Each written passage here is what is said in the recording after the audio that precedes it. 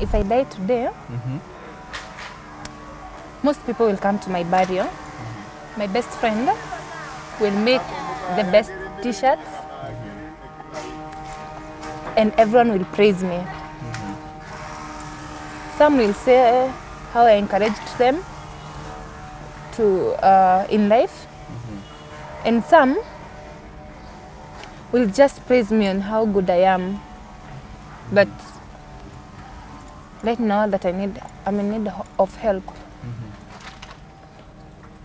They didn't come through to save my life, you know? Rather than waiting for me to die so that you can buy me an expensive coffin, buy me the beautiful flowers. But I think I needed those flowers when I am alive and happy. You know, I just need those flowers now, so that at least I can be happy and maybe they can make an impact in my life, you know. Then I found, well, I won't say a rude doctor because maybe he has treated so many people and maybe they are healed. But I found my same doctor, and he told me that, God, seriously, spare those tears. You have less than 25 days to live. Kievo, I was bad. Maybe you can have a good time with your family. For these 25 days? Yes. When was this that he was telling you this? 2017. October. They're still counting? Yes. Plus, I don't want my brothers, my grandmother, my one and only sister to see me grieving, to see me crying, to see me in a bad condition. So even if I'm in the worst pain, I try as much as I can to just put a brave face and to be strong, very, very, very strong. At least for them. Yeah, because I don't want to see my grandmother crying because of me. I don't want to see my siblings stressed because of me. I don't want to hear someone there losing hope because of me.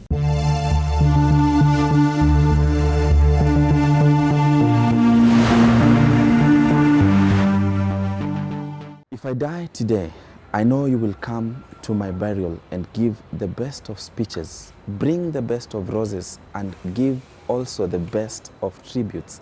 But what will that be for? Those are the words of Ruth Wanjiku, who doctors gave 25 days to live. Today she lives with one leg and one lung. Welcome to today's episode of My Story with me, Kevin Phillips Momanyi, and this is her story.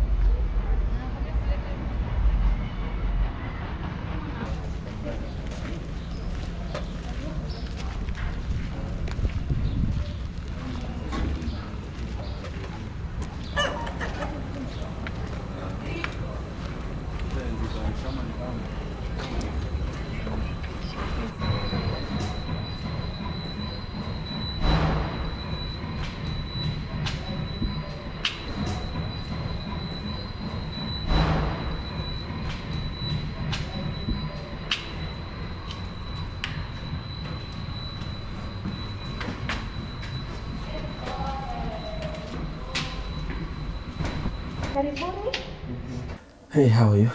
Fine, thank you. Thank you so much for inviting us to your house. Thank you so much. How is everything? Everything is okay. And we are fighting on. Yes. You wear such a bold smile. Thanks. Maybe for all that are watching you right now, I'd love you to introduce yourself. All right. Let them know what your good names are. Yes. How old you are. Yes. What you do for a living. Yes. My name is Ruth Wanjiku. I'm I'm 23. I'll be turning 24 on June 16th. And I'm a cancer survivor. I'm still fighting cancer. And I was born in Gatondo, raised in Gatondo, and now I'm in Nairobi. Yes. Where do you go to school? I went to Kamonya Primary School. Unfortunately, I didn't go to secondary school because my granny could not afford to pay me secondary school. And that is it, that is life. So you were raised by your granny? Yes, I was raised by my grandmother. She stays at Gatondo. I love her so much. She's my hero. She's the hero in my cancer journey because she has always been there for me, and I love her so much. If I tell you the truth, that woman is my luck. As in, if I need to cry, and I can always call her and cry on her shoulders, and she has been there for me. All through. Yes. She has never abandoned me. She's never ashamed of me. You know, like you can say maybe you cannot work with me. She's always proud of me. She's not ashamed of me. She's not ashamed of introducing me to her friends. But I can always work with you. On a light note. And she's my hero. I love her so much. Yes. Wow. And when she was raising you, where were your parents? One may ask. Because of family issues, I was born at my granny's place. That is where my mom was born. And because of family issues, my mom went to look for green pastures maybe. And she didn't raise us, me and my brother. So even right now, if we have to go home, we usually go to our grannies because that is where we feel home. But my mom is alive. I have my brothers who are behind me. We are 6, and I'm the first one. Yes. And your dad? I don't know him. You've not met him? Wow. No. You know, in the village you find so many different people, and most of the people will tell you that is your dad, that is your dad, and no, I don't know. I don't know exactly who is my dad. So. But life moved on. Life moves on. Life moves on regardless. Yes. And particularly I'm interested about your cancer journey. How did it start for you? It was back on 2014 when I realized that I had a pimple growing below my knee. So this pimple was not even painful. It was just a normal pimple. So I decided, because it's now growing, I said, let me go and see the doctor. And I went to hospital, just a local hospital, and I was told to do some tests, which was X-ray. I did the X-ray. Then I was told to do biopsy. So I was admitted and I did biopsy. Unfortunately, the biopsy was not taken to the laboratory. In fact, the biopsy expired because they didn't put the preservations that were required. And you know, a human flesh will always expire so fast when it's dead. So it was expired, and I was so heartbroken at that age. I was 17, and you know, I'm just working as a house girl, and now this money, you know, all of those things. And I said, I have given up on hospital because this thing was supposed to be taken to the laboratory. So, but instead of giving me that specimen, they give instead of taking it to the laboratory, they gave me the specimen to go with it at home. And they didn't even tell me if at least take it to the laboratory or whatever to do with the specimen. And me, you see, I'm young. I don't know what is this. I just thought it's something from from theater. I don't know. So when I came home, I thought they had removed that pimple. No, it's not a pimple. It's between a pimple and a growth. So I thought they had removed it. So I went to a clinic nearby for dressing, and I found out they had not removed the pimple. They just did the biopsy. So after a while, I went home and my granny saw that I had this thing on below my knee, and it's like a big thing, and she was worried, and she told me I had to go back to hospital. And I refused at first. I told her, she showed me I cannot go back to hospital because they stole my money. They stole my 15,000. I knew I was young. They stole my 15,000, and it was all of my savings. I didn't have any other money. I'm not going anywhere. Then I had to accept to go to the hospital because you cannot refuse my grandmother. You didn't want to go to hospital because it was not painful at all? It was not painful, number one. And number two, I didn't want to show my granny that I didn't have money for the hospital. That's why I was refusing. But this thing, remember, it's cancerous, but we don't know. So it's growing. So I agreed. I went to hospital, but it was too late for me because the doctors were, I think, on Christmas Eve, something like that. Then I was told I should come back on 2015, date 26th January. And by then it was December 1st or 2nd. So I went to the hospital. I did another biopsy. After 14 days, the results were out, and I was told, girl, you have osteogenic sarcoma. It's a cancer that affects teenagers, and it's a bone cancer. But you know, I'm still young. I didn't understand what was cancer. And me, in our village, we knew that cancer and diabetes, only rich people usually get them. So,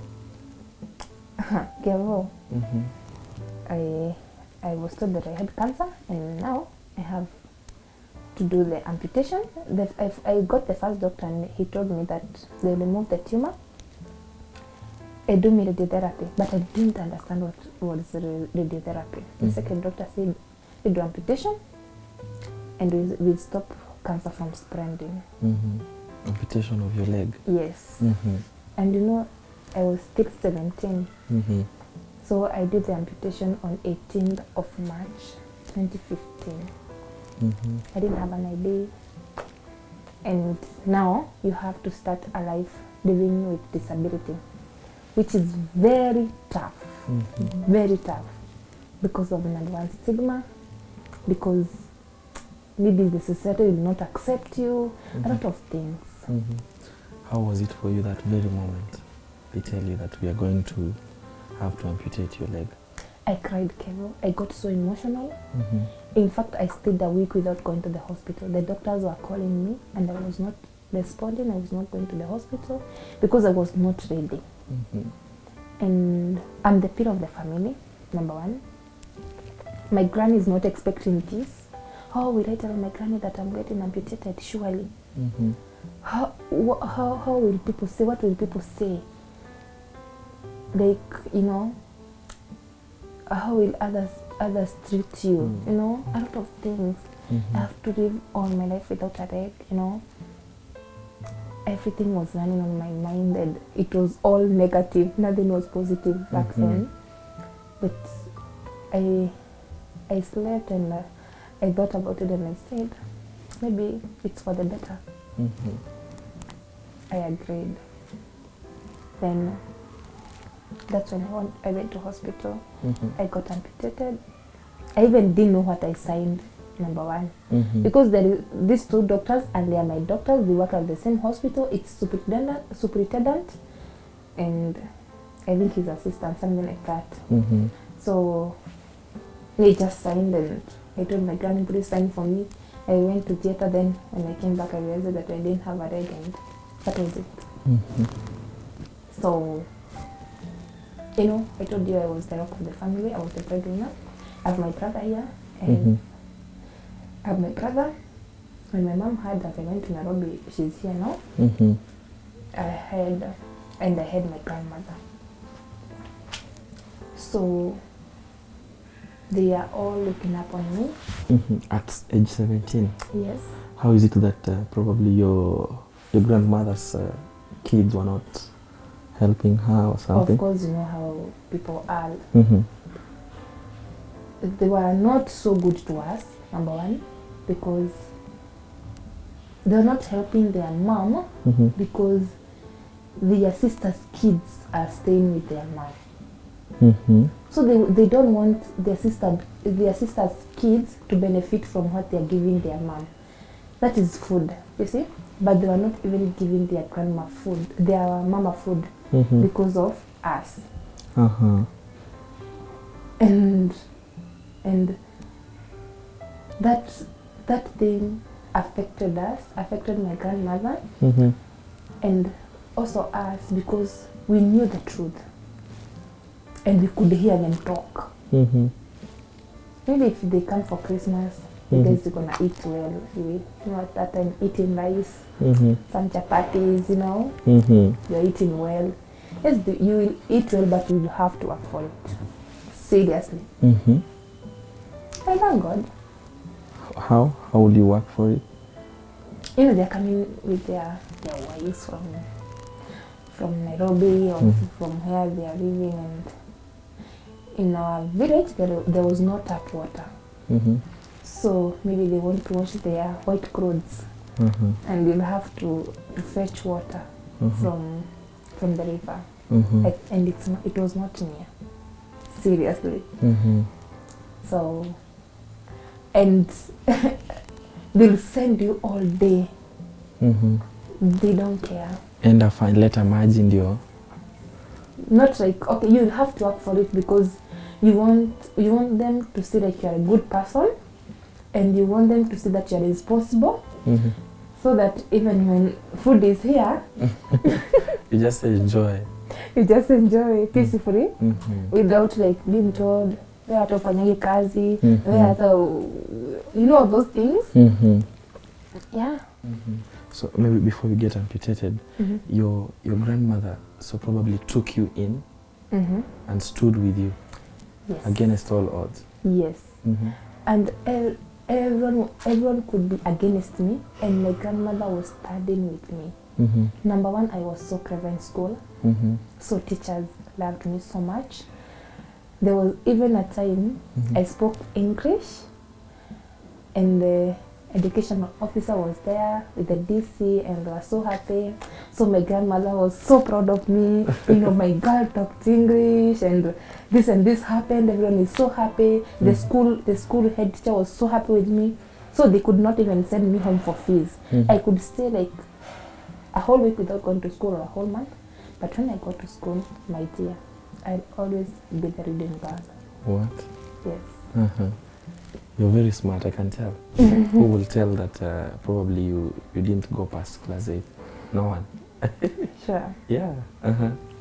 So your grandma, against all odds, told them that I'll stick with my grandchildren, my granddaughter. Yeah, and I think she has a special heart, because she admits everyone, and I think my grandmother is a sweetheart. Yes, I love her so much, and even right now, if I go home to go, there was this time maybe I go home so sick, very sick, very sick, and she'll take care of me. She'll even call people to come eat with me, because maybe I don't have appetite. He'll put food on the table for everyone, and she will say, everyone has to finish. But she's doing that because of me. Maybe I have pain, she'll call people to come and talk to me, just to distract me from listening to the pain. And I think she owns a special place in my heart. That's why you call her your hero. Yes, because Kevo, my granny, can do anything. Can cross all the oceans for me. Not for her kids, but for me. And she accepts me. That is number one, because at times I have seen most of the people with disability, family does not accept him or her. Maybe they say it's a disgrace to the family, you know. They say it's a bad luck to the family. But my grandmother always puts me number one. Even if her kids are there and I'm there, I will always be her number one. And nobody should upset me. Yes. Wow. Does your mom hold the same position in your life? Yes, I love her. Mm-hmm. But I think the motherly love I was given by my granny. Mm-hmm. More. Yeah, more. Mm-hmm. But I love her so much. I love her so much. Mm-hmm. Yes. Okay, we move on, and you gather the courage to Yes. go under the knife and have your leg amputated. Sure. Mm-hmm. And now I'm a different person Mm-hmm. because I don't have a leg. Mm-hmm. I have to step out with a lot of courage. Closing your eyes and your ears. You don't want people to hear. You don't want you to hear what people are saying, or you don't want to see people looking at you. Mm-hmm. And I came back to Nairobi. In fact, Kevo, I only stayed at home for 2 weeks. After I the stayed in the amputation. hospital for a month. I went home, then I stayed home for 2 weeks. Mm-hmm. I came back to Nairobi. I had a What? friend. Before you even come back to Nairobi, Mm-hmm. on that particular morning when you wake up Mm-hmm. and realize that you I'm going to get amputated. you are amputated already, Mhm. how was it for you? The worst. Mm-hmm. Kevo, I'm telling you the truth. I cried. I didn't want to see anyone. Mm-hmm. Only my grandmother. Imagine. Mm-hmm. And at that time, there was something happening at home. So my grandmother could not come at that time because something so strict was happening at home. Mm-hmm. I need to see my grandmother because she's the only person who can understand my situation right now. Mm-hmm. But Kevo, at that time I was not able to walk with crutches because now the stampy, it's canono, it's so big. Mm-hmm. I cannot even walk, I cannot do anything, I just sit on bed. Kevo, it was the darkest day of my life. I won't say the darkest because I didn't understand. I was still young, I wouldn't understand more. Mm-hmm. But looking at the life, I think it was the worst. Mm-hmm. Yeah, because it's a situation that you have to live with it. Mm-hmm. When you're going through all this, do your uncles, aunties They didn't know. come through? They didn't know, Kevo. I Mm. didn't tell them Mm-hmm.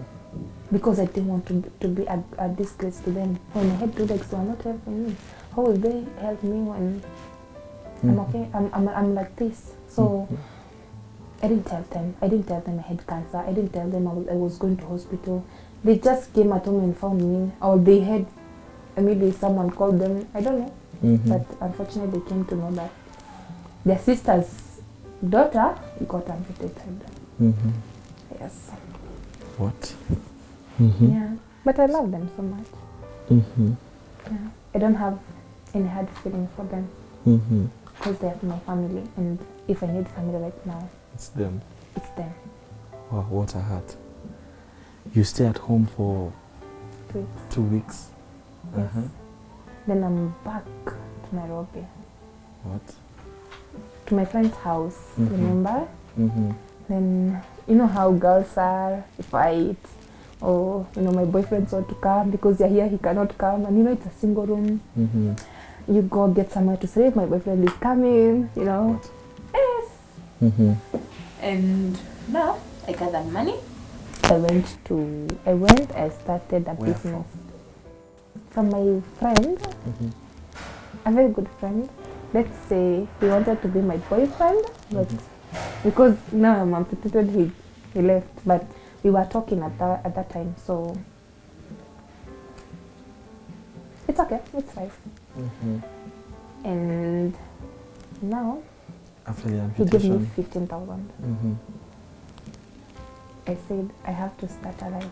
Number one, I have to get out of this house because the boyfriend said he will not pay the house because I'm there. I have to get out of this house. Mm-hmm. I went to. He gave me 15,000. I got a house at 3,000. I started. My friend, another friend of ours, gave me mattress, bed. I had the friend I was staying with gave me something to cook, like sufurias and all those things, Mm-hmm. and I started life. Mm-hmm. Where was this? Here in Githurai 44. Then I started a business. I had a friend of mine, I used to know him. He used to sell smokies. And I told him I needed to start this job, and he told me I have a place where you can start your business. And I went there at Kasalani near Pawasta, and I was selling smokies. I was selling smokies, mayai. At this side, I was having cigarettes. I was having sweets, biscuits, and all those things, you know. Yes, and business was not bad. The only problem was stigma, because you know I cannot carry this jiko by myself. I had to get people to carry for me to come and put it here so that I can open. In the evening, they have to pick it from here to return where I'm putting it. And the stigma was so bad. They were refusing. They could even talk bad. And not, they are talking and they are listening. Not like you're not there. What will they say? Yohana mgonani amemwambia si tutamsaidia, angalia tena kimekuja. And those things, yeah. A lot of things. What else? There was this particular guy who used to call me home, boda guy. Then they were saying, they called that guy, his name was Mwangi. Hey, go and help her. You know, you're the only person. You carry his house, do what? A lot of things. But it's okay, it's right. Yes, and you expect the rest from people. So it's okay. You find a lot of people and different people in life. So you basically had to do this business to support your kids and your grandmother? Yes. Not for me. I was doing for them. Then this time comes and the stigma gets so much. There was this day I woke up, went to work. As usual, preparing the eggs, the smokies, kachumbali, opening the other small shop of cigarettes and those things. Then I felt so bad because there is this person who was looking at me badly when I was walking, and I felt so bad. Those people are talking about me. She doesn't have a leg, she's very young. What did she do? Do what? A lot of things. Do you know what I did, Kevo? I left the shop. Opened. What? Went home, slept. Even now I have never gone back there. What? Yes. Stigma is real. I went home, slept. I had some savings. Remember? I had paid rent. So it was okay. But I said, you know, these savings that I'm having right now, they'll definitely come to an end. And I'll need money to support my family and to pay my rent maybe next month. And I said, I'm going to town. Yes. I went and sold smokies again there. In town? Yes. The machines that you had left at... I didn't go for them. I bought... others? Yeah. So... Why didn't you opt to go for them? Because of the stigma. You didn't want anything to do with Kasarani anymore. So I thought, you know, I was thinking if I go for them, maybe the stigma will still follow me. I was not thinking okay right now. Straight, yeah. So I went to town. I started job, the same job, smokies and eggs, nothing else. Where was this in town? Donadgara Street, before the Nakumat was closed. Just right outside Nakumat, at the exit. Yes. And it was not bad, but with the candles, if I'm sitting like this, you will not notice that I don't have a leg. And you know, in town, persons with disability are allowed to walk. So me, sitting like this, they're just thinking it's a normal person. And sometimes they were so harsh on me. I don't want to tell them because I had not accepted fully. They were so harsh. But the soldiers outside the supermarket will tell them, she doesn't have a leg, let her sell. The makangas there, all the conductors were my customers, were my friends. If they try and come and harass me, now those people will come and tell tell them the truth, but me, I was not telling them anything. Then I'm tired of these smokies. And I'm back. I went to the Comba. And What? yes, I started selling shoes in the Comba. The business was bad because I didn't know how the business goes. It was so bad. I went back to town, started selling boxers at Tomboya, Tomboya Street, hawking boxers, and now I started feeling this strange pain on my chest, and I said, let me go to hospital, and I went to the same hospital, and I was told that I had pneumonia. But me, Kevo, I'm very stubborn. I told the doctor, until I get the X-ray, I'm not going home. Then he told me to go and do the X-ray, and I was told that I had a mass. But with the faith, you know that faith you have, it's pneumonia. I'll take this medicine, that mass is over. And I was taking the pneumonia pills by faith. Unfortunately, the pain was increasing. So I said, let me go to another hospital. I went to another hospital, and I did CT scan. I did biopsy on my chest, and I was told that I had metastasis of osteogenic sarcoma on my right lung. The first question I asked the doctor was like, Doctor, will I die? What? And the doctor told me that it was so big scar, but we have ways of reducing the tumor. And the doctor told me I do chemotherapy. I did chemotherapy. Kevo, you can imagine if you have ever seen a cancer patient doing chemotherapy, you know the pain of the side effect. Vomiting, losing hair, blood clots, a lot of things happens. So I did 6 chemotherapies. Guess what? The tumor didn't shrink. In fact, because it was touched during the biopsy, removing the biopsy, the tumor, it's now growing. It's not reducing. It's getting bigger and bigger. Yeah, it was getting bigger day by day. And the doctor said I have to do an emergency surgery because after they did echo on my heart, they saw I had a tumor, something like a tumor or a clotting. So they said I have to do an emergency surgery for the lung to first remove the tumor and the part of the lung. So they did lobectomy. They removed the lung and the tumor, and that was it. They removed the lung? Yes, the right lung, this side. Now, this was the worst because now I know myself, I know who I am. And I was like, okay, when I'm coughing, there is something here, removing the blood. And I didn't want to see that blood. So I was so scared. I have never been scared like that time. I was so scared because I was thinking like it's the end of me. If I breathe, like the water comes out with the blood. It was tough. From 74 kgs to 38. What? No hair. They can't find the vein. They had to find a vein here. No nothing. No hopes. No options. Then I found, well, I won't say a rude doctor because maybe he has treated so many people and maybe they are healed.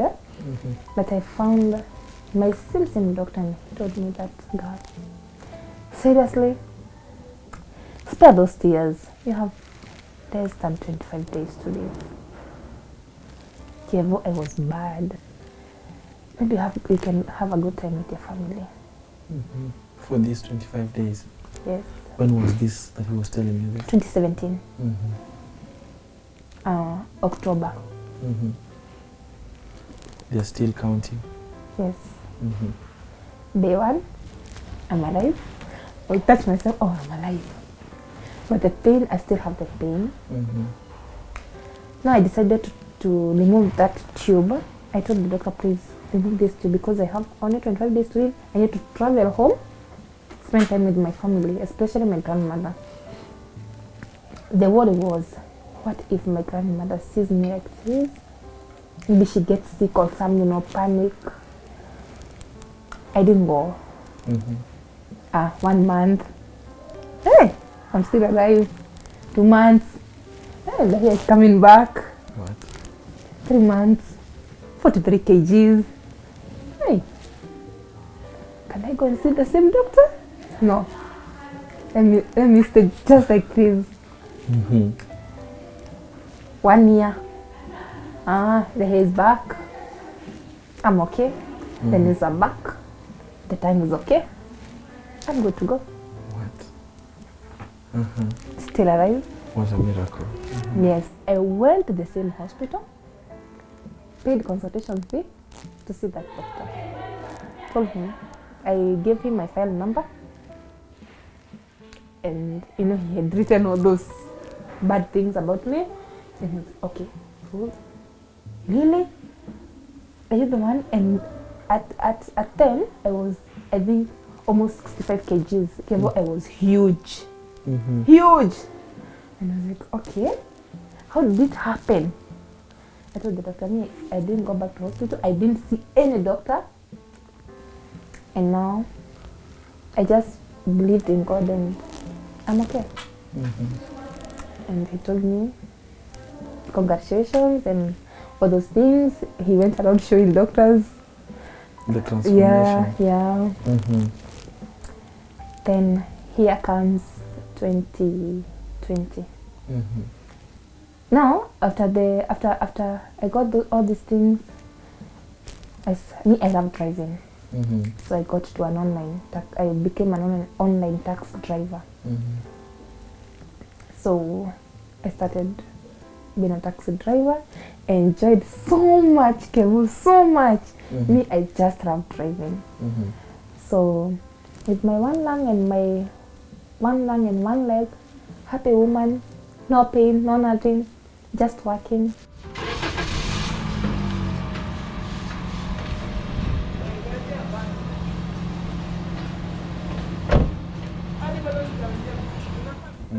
Took my siblings in to stay with me because I needed to give them a bright future. That is education. And because at home, mostly, no one could care. With my mom, no one could care about they are going to school, or if the kid goes to school, well and good. If he doesn't, well and good. No one really strict. You have to go to school for your bright future. Exactly. Yeah. So I saw that, and our third born was 14 years plus 5. And I saw that this boy might end up not completing even a primary school. I took them in, and we started a life living together. 4 siblings and me, a very happy driver. Then I started feeling this strange pain on my back and my lower abdomen. And I was like, okay, it's because I'm driving so much. I was working overtime. It's because maybe I'm driving almost 17 hours a day, sleeping few hours. Maybe that's why I have this pain. Calling my friends, naambia how I'm feeling, and they're telling me, even as you usually feel like that because you're driving for so long. Me used to drive usiku sako. Yeah, no traffic and money free because of people who are coming out from clubs. Good tips from walevi. So I loved working night shifts, except on Monday. And Monday, Wednesday, I was not working on Tuesdays. I was working on Monday, Wednesday, during the day, and Thursday. From Friday, usiku sako. So my friends were saying, maybe it's because I'm driving so much, I'm overworking. Maybe that's the reason I'm having this pain. I went to hospital. did some tests, all of them are negative. Then I did a CT scan, and I had another metastasis of osteosarcoma. Big, large tumor. Even it was stated there, large tumor, measuring 11 centimeters, 11.5 centimeters by 6.75 centimeters. It was the biggest tumor. Then this tumor was on my pelvic, up on my right kidney, kidogo on the stomach, then surrounding my vena cava. No way that tumor could be removed by surgery because of the vena cava. You know, I will bleed if they touch the vena cava. Yes, we got the best doctors, and they were saying no, they cannot do the surgery because the tumor has touched the vena cava. So if it's cut, you'll probably die. My dear, it was so painful. Taking morphine, no help. The patch, no help. Taking them both, no help. And you know they're the strongest painkillers. Got admitted in hospital for a month and a half, trying to control the pain. That was all we were doing, trying to control the pain. Doctors were coming, looking at me and wondering what they should do because they have given me all the medicine. They turned into drugs. I'm having hallucinations. A lot of things were happening, and at that time I saw Jesus with my own eyes. Then his miracle, I was having pain, my dear. Pain. I think my pain was 10 out of 10. But thank God, it's not reduced. At least let's say it's 7, 5 out of 10. Sometimes it's 7 or 8 out of 10. A Kenyan doctor, oncology, a very good one. His name is Dr. Che, and an assistant by the name Anne. They decided to give me pazopanib because I did, the doctors had my previous report. My tumors don't shrink because of chemotherapy, so they decided to do 15 radiotherapies. The tumor still didn't shrink. Now the doctor said, I'm gonna give you an oral. It's not really chemo, but it's like chemo because I cannot lose my hair. And I'm so brown. I became a mzungu because of the pazopanib. Me, I was dark. For the people who knows me, they know me. I'm always very dark. So I'm a pazopanib. It's a medicine from India, and it's helping because the tumor on the pelvic right now it's 9/5. A reduction from 11. Yes, and it's 7 months from then. From then. Yeah. But it has affected your skin. It has affected my skin, my hands. I look like a mzungu. My hair, it's brown. It's brown, like it's almost getting white, grayish. Yeah, but sasa iko brown, iko karibu kuenda grey, kuna kamoja ka grayish. And right now the pain I'm having, it's on my lungs right now, because after then, this month on 3rd,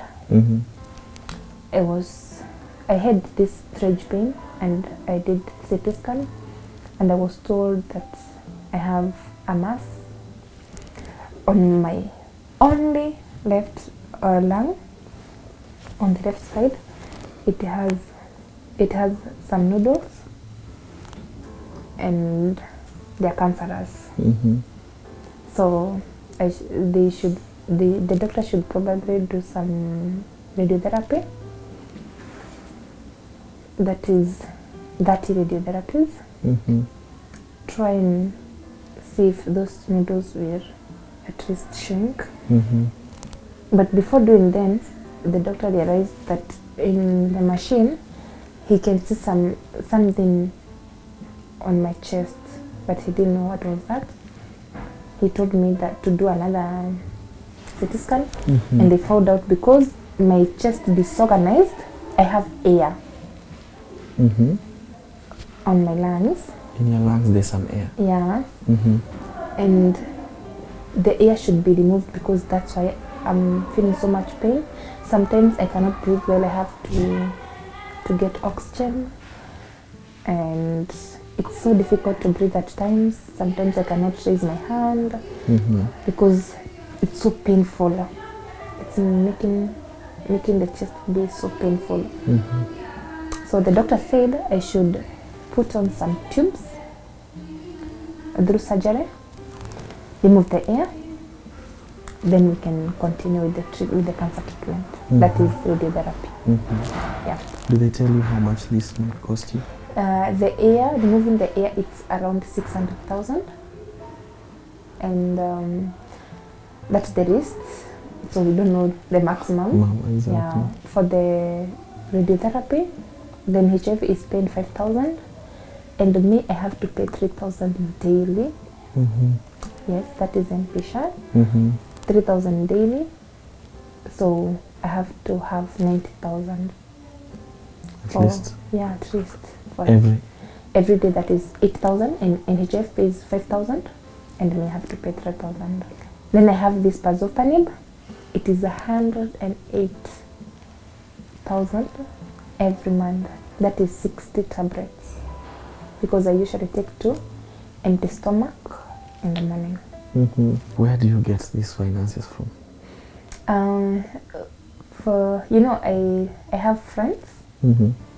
They have been providing for the pazopanib, mostly because NHF pays half of my pazopanib, and I pay the rest.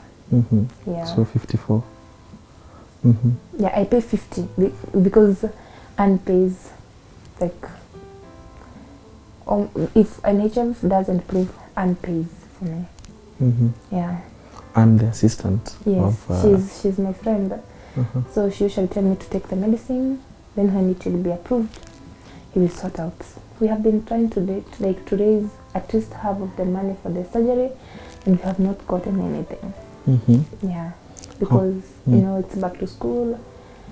A lot of things has been happening with this corona thing. Yeah, but I'm so grateful to them. Mm-hmm. But I can say a lot of that because I have special friends and I have good friends. Mm-hmm. And we say, if you're in this situation, for real, not everyone becomes your friend. In fact, your best friends becomes your worst enemies. But I think God has given me these friends who are really good friends, Kaigo. Mm-hmm. Yeah. How much have you raised so far now? We were trying to raise 150,000, Mm-hmm. but for the past 20 days, we have raised 1,500 because I think they have been there for me for so long, and I can't complain. Yeah. Wow. Tough times, eh? Tough times, but God is there. So we are hoping for the best. If this ear is removed, that is what I want, mostly. Really, I want this ear to be removed. Yeah, because it's painful. If you find me in pain, we just walk away because just pain is bad. Yeah, plus this, the back sometimes is so painful. But it's okay. You know, God, it's a situation. Sometimes things in life happens to glorify the name of the Lord. But basically what I realize, what you tell me is you're never the type to just sit. You're always working, going for it. Yes, even like now, I'm just sitting because of the back. If I sit for so long, I feel the pain. That and plus the morphine, sometimes I get hallucinations. So that's why I'm not working. But me, I love working. I love working. When you were doing the taxi business, how did customers treat you? Probably when they... Hey, Jevo. some they are so nice to me, some they are the worst because, oh, this girl doesn't have a leg. How will she drive? What if she gets into an accident? Maybe this customer gets in, he or she didn't realize that he didn't have a leg. Then after a long journey, he will come and realize, oh, no, this car doesn't have a leg. Ama amekuja mguu. Okay, how is she driving? And it's an automatic car. I have my light leg. So some will even get out of the car before reaching to their destinations. You know, some are so good. Oh, I'm happy you are driving. Women power, you know. But it's okay, it's right. What do you say, Kevo? It's right. And when you were earning, you told me that you were giving your grandma all your salary. Yes, back then. But right now, I have responsibilities because I'm living with my 3 brothers and 1 sister. They're in school. My sister is in class 3. So right now, I don't give her my salary. Yeah. But back then you were? Yeah, I didn't have responsibilities and I was not paying rent. I was a house girl. Yeah. And right now you're the one who is responsible maybe for their fees and everything? Yes. Nobody else. Not even my mom. We are 6, so my mom has our last born. But, Kevo, right now what you can give to a child is education. Giving a child education, you have given him or her the world. Because I don't want their life to be like mine. Like you get opportunities but you don't have papers, you know? I have done computer but I don't have papers. I can do anything but I don't have papers. I'm intelligent enough but I don't have papers. So I don't want their life to be like mine. That's why I try my level best. Plus, their teachers are my friends. So like right now, the teachers went to school without school fees, and the teacher has not called me to ask for the school fees. Yeah. Where are they in school? Our second born, my brother, and our third born. Our second born is in Form 3. Our third born is in Form 1. Wanaenda Form 4 na Form 2. St. John Mwiki, na huyo mwingine anasoma Thomas of Aquinas. That is in Kamuru. Yeah. The other two dogo, class 6 and class 3, they're just here, Petra. Yeah. They stay with you? Yeah, they stay with me. Yes. Now that things at a standstill, how are you gonna manage? I don't know, because what do I tell you? I'm confused. This is my health. These are kids. Bills are waiting. But I don't care about the bills. I care about my health first. So the only stress I have right now is try reduce the pain. So that I can work and pay the bill. What keeps you going? Other people care more. You know, in every day I get a strange caller. Hi Shko, you helped my mother heal. Why? She saw your photos and she accepted herself and she's okay. You know? I don't want to lose hope. You know why?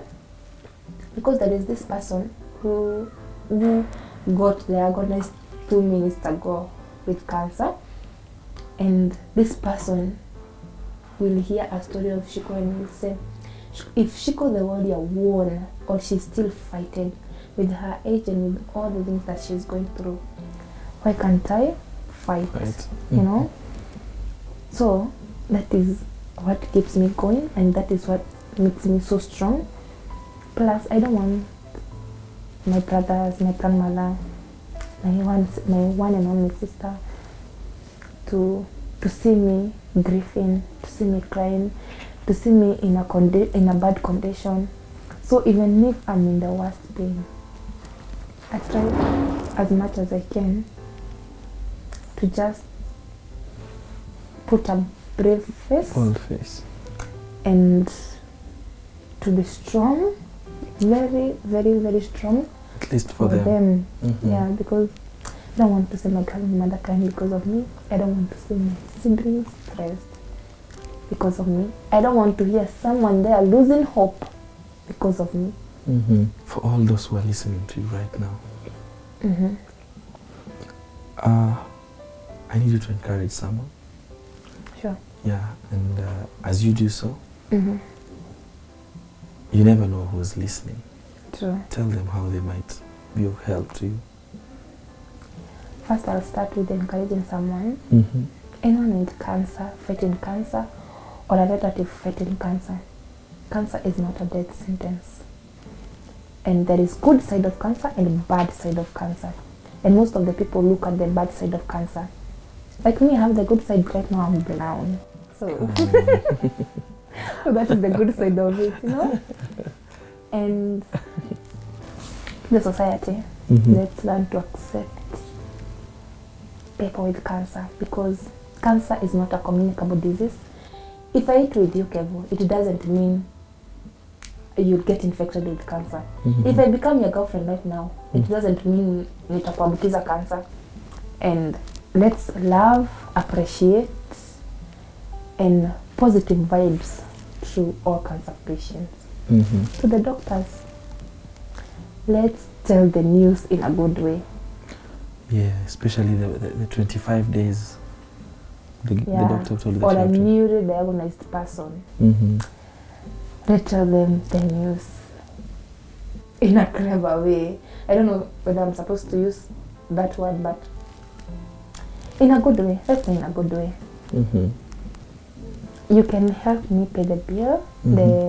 Right now I need the 600,000 for my surgery. That is to put the tubes on my chest so that the air can be removed. So if there is a doctor out there, maybe he can help me do it, I'll be so glad. You can talk to my doctor to see what you can do. Or maybe there is a well-wisher out there who can help me get the money, do the surgery. I'll be so much appreciative. Exactly. The Tuko family is made of love. They've done much more greater things than this one. Another challenge is here for them. You said you'll be so grateful if you see them come through for you. Yes. I know they will. True. God will touch their good hearts, like always. True. But you're so strong. I have to be strong. You encourage me. Even when we talk on phone, I can tell that this is what you go through. Yes. And you know, at times, the doctor looks at me and I'm so much okay, but looks at the x-rays and the CT scans and the MRIs, the blood counts, and he's like, okay, what's wrong with you? You look so healthy. You need oxygen. And now, like last week I was on oxygen and he was like, you need oxygen. You cannot breathe. Your oxygen is 80. My oxygen was 80 and I was okay. And said, you need oxygen. I don't know why God gives me the grace. Yeah. To keep going. Sure. There's a possibility that your dad might listen to this interview. I don't want him. Yeah? Yeah? You don't want him? I think I'm okay. If I find my dad, what about my siblings? So I'm okay. Me and my dad. No. So you don't share the same dad with your siblings? No. Yeah, we have different dads. 4 of us, different dads. As in, we are 6, so we have 4 dads. Yeah. You encourage me. You give me hope to keep going also. Thanks. Thank you for your time. Thanks, my dear. I wish you well. Thanks so much. I wish you well.